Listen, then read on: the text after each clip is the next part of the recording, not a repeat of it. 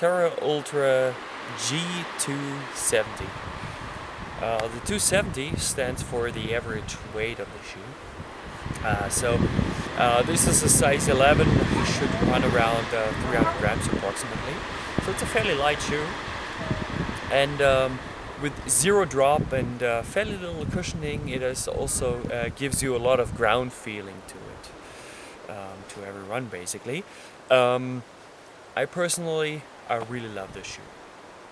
The reason for it is the overall feeling of it, you know, the ground feeling, the little cushioning, the chance for actually having it dried out relatively quickly due to the fact that it doesn't have overwhelming cushioning. You know, all the foam and everything collects so much water over a run even. You know, if you're going out for one run and you have like lots of water and everything, it's gonna be heavy as hell on your foot, especially on long runs. When I got the shoe, I was a little bit confused. The reason is, first the last here, the lip here, pressure took a little bit, had a little bit pressure on my foot, and I was a little bit concerned that it would be a problem in the long run. Unfortunately, it wasn't.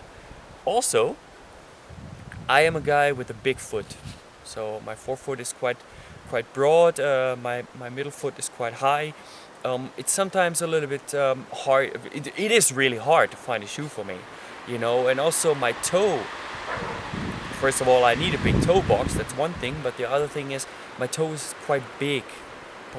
So some other shoes that are having a fairly big toe box, but are a little bit too narrow on the front, you know, so causes a little bit of a problem. So I was really surprised when I put this one on. It actually fit really well.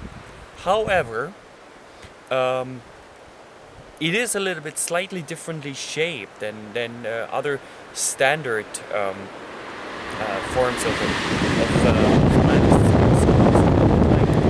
is that really something that I like or not, you know? So plus the zero drop and whatnot, you know, so it was a little bit confusing for me in the beginning. I got used to it. I took 5-kilometer runs, you know, just to get a little bit of a feel for it, and in the end, I really liked it, you know. At the moment, it's winter, you know, I'm not running that much, but because I'm going skiing and whatnot, you know, so I just shifted my and also dog sledding. It's a dog house here. I have a bunch of sled dogs that also help me to get around. But anyway, this shoe has some drawbacks. Besides the fact that I really like the flexibility of the shoe and everything, it gives quite much, you know. It's supposed to flex back really well, so it gives you quite a good drawback of your, or better attitude preservance basically. But what it does is the graphene, even though super durable, so far I had about 120, 130 kilometers on it. You see that the here on the tip, the graphene starts to wear a little bit due to the fact that I'm mostly on rock and gravel and those kind of things. But other than that, it looks like fairly new, you know? So that is definitely a pro. But the counterpoint is you lose grip when it's wet surfaces, you know, wet rocks and whatnot. You have less grip compared to other shoes, like the Sensorite 3 that I was wearing prior. However, this shoe wore out pretty quickly on the sole. It only has 120 or 150 or so kilometers down. It started to wear out much quicker, but it's a shit show of a shoe, at least for me.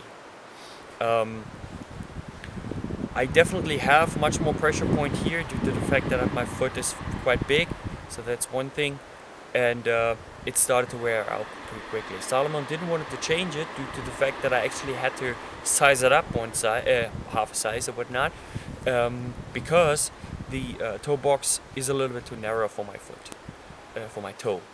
So that caused me problems, and they said it's a different pressure point and whatnot on the shoe in the end, so we don't change it or give you money back or whatever, you know. So I'm kind of screwed when it comes to that. It's when it soaks water, it's heavy as hell, the shoe. However, other than that, I had a really good feeling actually in the shoe. I took it on 50-60 kilometer mountain scrambles and whatnot, you know, and actually felt really good on it, because you had the advantage that you didn't feel every little piece of rock and whatnot, you know. So, but overall, it's not a shoe that I would recommend, at least not for me, you know. So that didn't really work out well for me at all. To compare the two soles, it's actually quite interesting. If you lay them out approximately, you see size-wise they're pretty much the same, but you can see that the shape is a little bit of a different one, you know, and that is what I struggled with in the beginning, you know, the shape of the foot.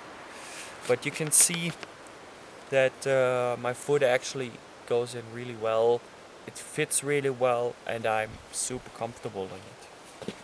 But again, it took me a bit to get used to it, which is partially the zero drop, you know, but also the very little cushioning that it definitely has, you know.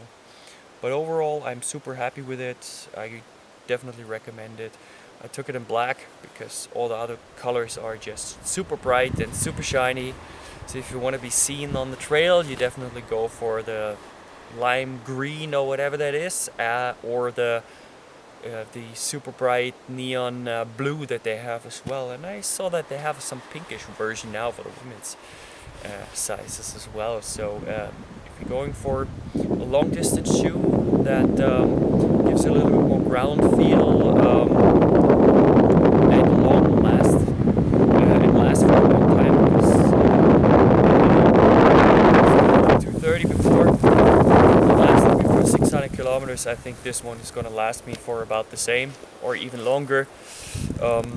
So if that's what you're looking for a durable shoe that lasts you for a long period of time, definitely check out the Terraultra G270. Do that. It's a good shoe. I can wholeheartedly recommend it.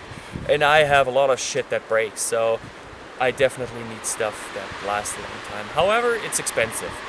160 euros, 170 euros, you know, for a shoe. It is quite pricey.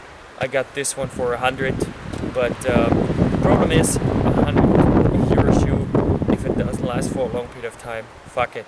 Go for one that is actually a little bit more expensive and actually lasts you for a long period of time. If you get some sales, then it's definitely worth the pricing. Have a good one, guys.